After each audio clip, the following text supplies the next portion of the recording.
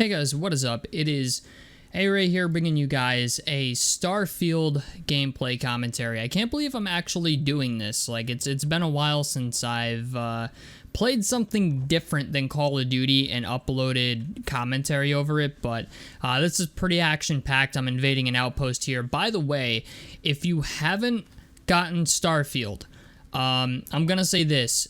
It's not really the game that it was hyped up to be, but it's still a very, very good game. Like, this is a game that, like, if you pre-ordered the standard edition, you did not get robbed. I'm just gonna put it, like, I think this game is worth the price tag that's on it. For the standard edition, if you decided to buy the, like, the $100 edition or whatever, the deluxe edition, I don't think it's really worth it. Like, the stuff that you get, I just don't think is, you know, worth the $100 price tag. But I'll be honest, man, I've been playing the shit out of this for a while, and I love every minute of it. I mean, I'm playing this game every chance I get, and it's been probably 10 years since I can say that about any video game. So I will say that, like, the game's very good. I like it. Highly recommended.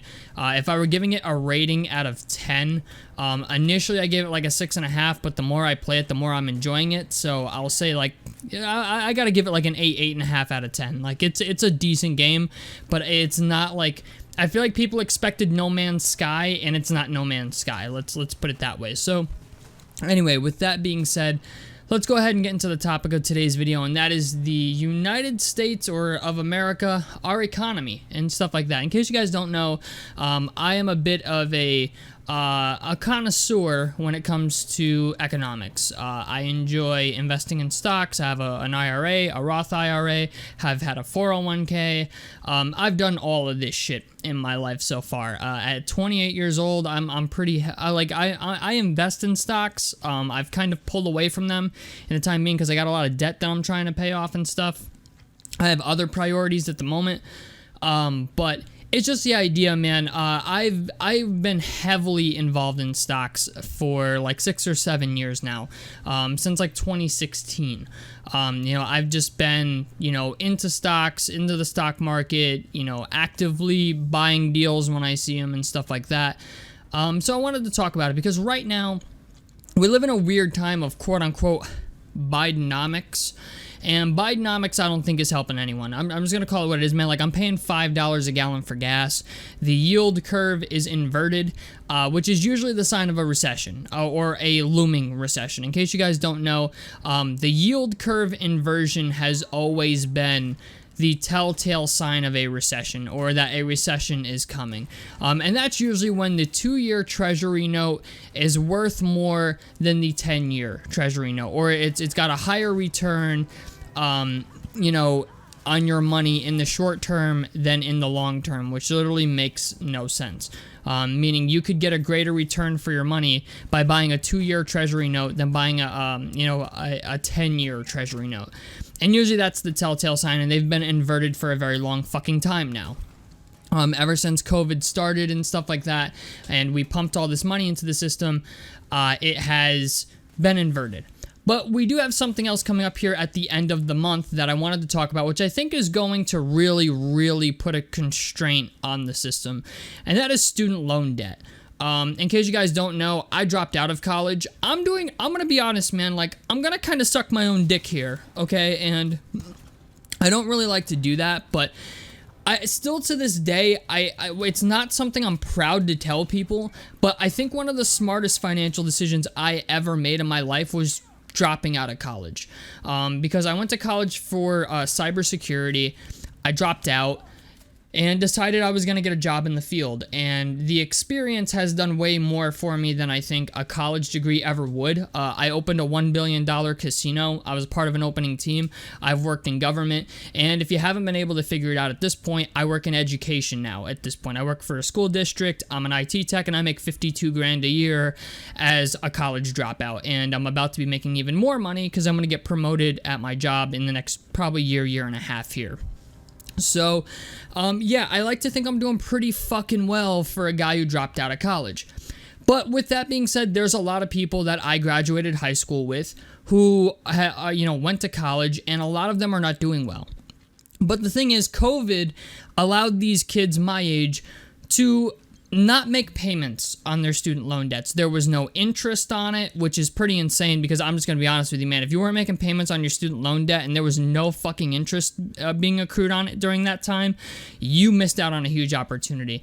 In fact, I think I saw a statistic the other day that it's like 60 or 70% of student loans out there have a higher balance on them than when they were issued, which means these kids aren't making fucking payments on them at all. And student loan debts are one of the few debts that you cannot declare bankruptcy on. You cannot default on it. It sticks with you for the rest of your life, okay? Student loan debt is like fucking herpes, okay? Once you get it, you have it forever, okay? And the fact of the matter is, student loan debt is going to be, I think, a lot like the 2008 financial crisis, where, I don't know if you guys have ever seen the movie The Gambler with Mark Wahlberg in it. I highly recommend it. It's a great movie. It's a movie that kind of flies under the radar, but there's a scene in it in the very beginning of the movie where Mark Wahlberg goes to borrow money from the guy he's always been borrowing money from, and the guy says to him, eventually at some point in time, a debt becomes too big to pay. And that's what I think is going to happen with the student loan debt crisis. I feel like at some point in time, the government's going to have to bail out student loan debt. I know everyone's saying, oh, student loan debt forgiveness and stuff like that. And while I don't agree with it from a morale standpoint, these people kind of have an argument. You know what I'm saying? Because the fact of the matter is, they're not paying on it. They're not being responsible adults. They're not paying for it, and the interest keeps accruing on it. And if, if you just keep accruing interest on a debt that nobody's paying, you get to a point where, yes, a debt becomes too big to pay. And these people who are strapped with, literally, some of them, over $1 million worth of student loan debt, they're never going to pay that back. You know what I'm saying? They're never going to pay that back in their fucking lives. So, from that standpoint, I kind of understand it. But at the same time, I'm like, okay, interest on these student loan debts started accruing again here as of September 1st, literally 3 days ago. Everybody who had a student loan, your interest is now accruing again as of this month, as of September 1st, okay? Starting in October, this next month, okay, it's going to be mandatory for people to start paying on them again, okay? And the thing is, I feel like people have had a 3-year buffer to kind of do whatever the fuck they want. People bought houses. People bought cars, okay? People did all kinds of shit out of freedom. You know what I'm saying? They had, during COVID, they were able to do whatever the fuck they wanted. They were able to buy whatever they wanted. And people went out there and bought stupid shit. They bought UTVs. They bought snowmobiles. They bought ATVs. They bought cars. They got apartments. They got houses. And at some point, this all has to come crashing down. And I think you guys are going to see that come December, January, like the fourth quarter here of 2023. I think you guys are going to see that, and in the first quarter of 2024. I think that's when you guys are going to see it really hit. And if you're somebody out there who's watching this movie and you don't have any money saved, I would definitely start saving money. Because if you, I'm just going to say this, I missed out on Tesla at under $100, okay? Tesla almost hit 300 again. So the fact of the matter is that, if you're watching this video, just take it as a warning sign that at some point in time, here in the near future, okay? And I think it's going to happen before the election of 2024 for the next president. And honestly, you can just play the election at this point. Even if stocks crash in December and January, like I think they will, or we see a major correction by 20 or 30%, when the next president gets elected, which is most likely going to be Donald Trump, according to the polls, just by Donald Trump getting elected, you're going to make money. So the fact of the matter is here, it is kind of a two-part video. It's obvious our economy is in the shitter, okay? People can't fucking buy groceries, okay? There's people that, I think of it like I make $52,000 a year, man, and even I don't like to go anywhere because gas costs $4 a gallon. You know what I'm saying? And it's just the idea, everything's expensive. Even going to McDonald's, man. I go to McDonald's so much that I should own stock in McDonald's. Okay, I go to McDonald's. It costs you at least almost at least $20 anymore just to go to McDonald's. So even the incentive people had to go to McDonald's for it being quote unquote cheap. Okay, it's not cheap anymore. You know, like I started using the McDonald's mobile app just because it's like, okay, I can get 40% off a 10 piece or some shit like that. But even like the incentives people had for going to use fast food and stuff like that, like it used to be, that was the niche, right? Like it was always cheaper. And it's not even cheaper anymore. Like you are literally better off eating at home than you are going to Wendy's or Taco Bell or McDonald's or any of these places.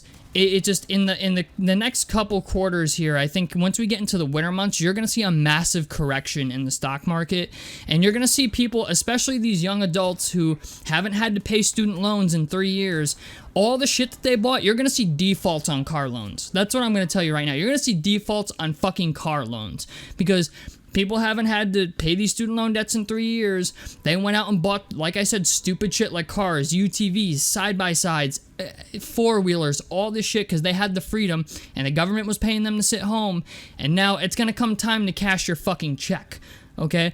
And the government's going to say, hey, remember those student loans we didn't make you pay for 3 years? You're going to have to start paying those again. And not for nothing, but that's like a $300 a month payment. You know what I'm saying? These payments aren't light. Even the minimal payment is probably going to be anywhere from like $150 to $200 a month. So all I'm saying is in the next couple quarters here, I think just the idea that people are going to have to start paying on student loans again is really going to hurt the economy. I think you're going to see more and more people defaulting on debt than you've ever seen in your life. Never mind the 2008 housing market crash. Granted, like that was big banks just taking advantage of people.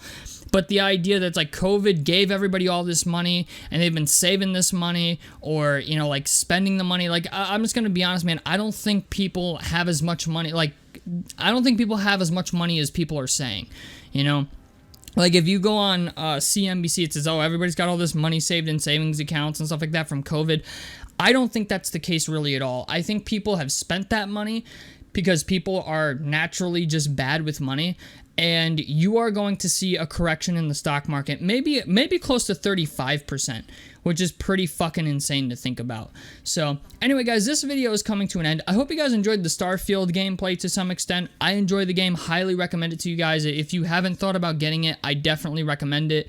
I've been playing the shit out of it. But, yeah, I think things are going to get bad by the time winter comes around. So, tell me what you guys think about this down below in the comment section below. I'd love to hear your guys' opinions on this. Help me out, subscribe if you guys want to see more. I'm A-Ray, and I'm out of this motherfucker. Peace, guys.